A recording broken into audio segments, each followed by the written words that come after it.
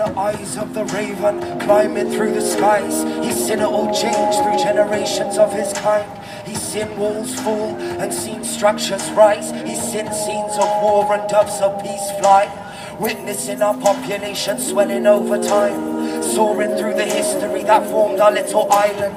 Underneath him colours change and nature of what's tribal morphs in shape and masks his face but stays within the psyche. Remains in his line of sight, a bird's eye view. Overlook the people through the ages as he flew. Rewind his journey and see how culture grew. But in reverse watch the earth revert to greenish hue. Hear the language in the air, speaking tongues dead and through. The concrete switching back to mud, trodden under hoof. This is where our ravens stop the streets, and where the story blooms 1,100 years ago is where the words roots.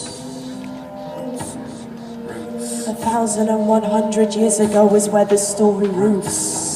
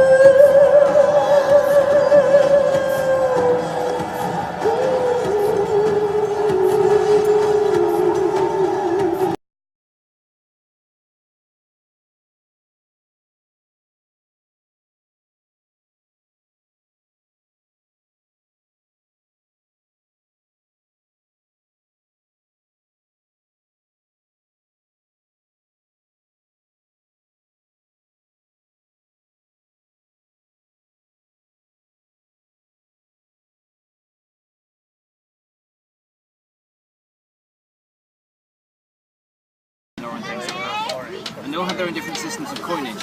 Oh. Hello! I'm Aethelflaed. 1,100 years have I been dead. Some call me Aethelflaed. I was once this country's leader. How do you do?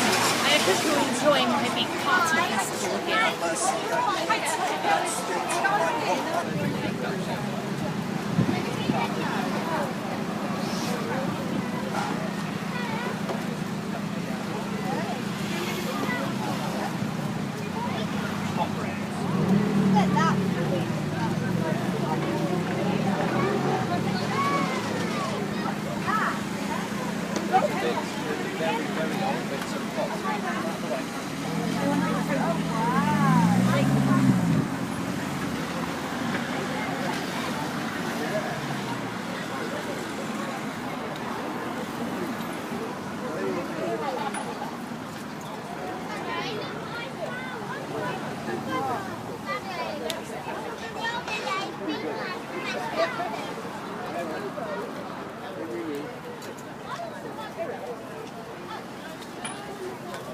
I don't know who lives there anymore. Is it getting sold? Yeah, well, but through one of the thefts. Oh, okay, so it must be someone in the family that's doing chickens. Arthur, one of Lionel's. Okay. Do you get along with those all right?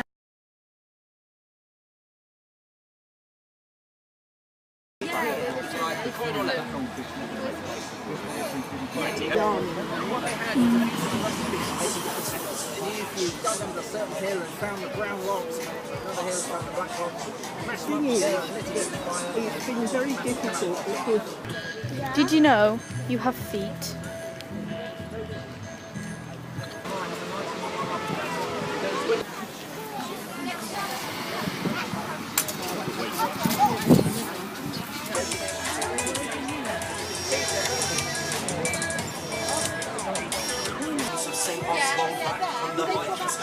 And then soaring on angelic wings in the minds of followers and warriors during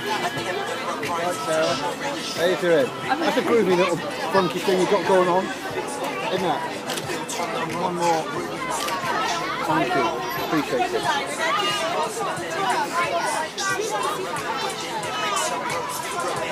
She just got me.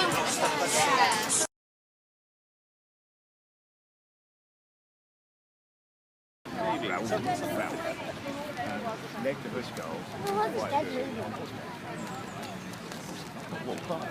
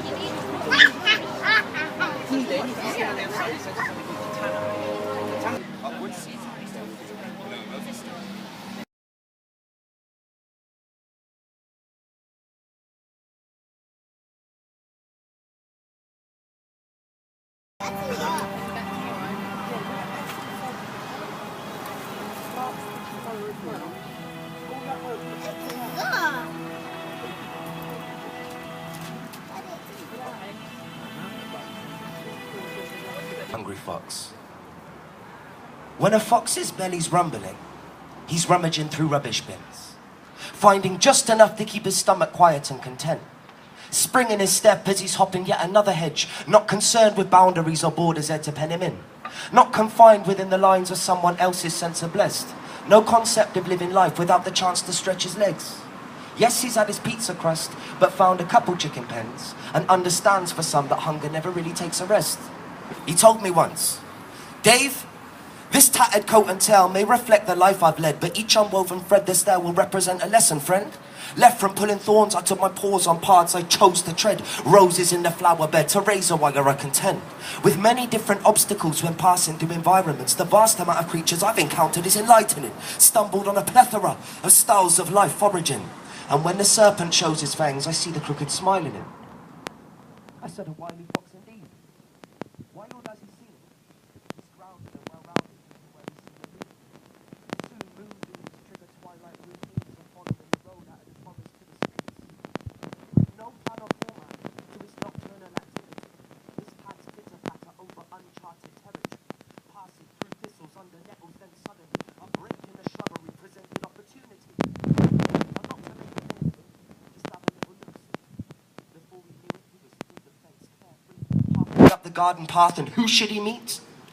A low-pitched growl with a shining set of teeth.